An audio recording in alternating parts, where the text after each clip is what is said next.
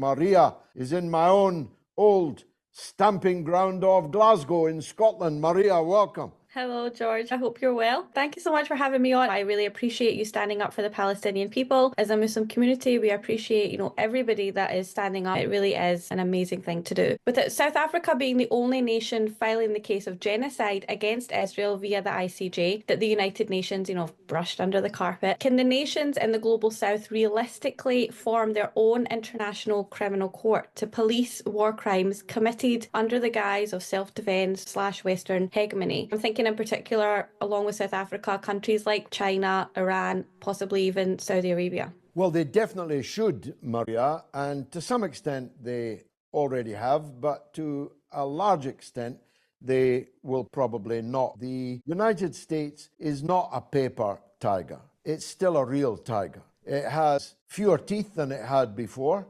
and there are other tigers, leaner, hungrier, but the United States is still a tiger, and with its remaining teeth, it bites. So countries that formed a global South International Criminal Court, for example, could expect for the US to retaliate against them if it were to indict, as undoubtedly it would, the crimes coming from the north of the globe, where most of the international crimes come from. South Africa took a very bold, brave, and principled step. I'm very proud of them as someone with history in that country. But the UN, as you put it brilliantly, just brushed it under the carpet. So if the highest court in the world has no ability to implement its judgments, then lesser courts in the global South would have still fewer powers, abilities to do that. But I'm for anything and everything which increases cooperation in the world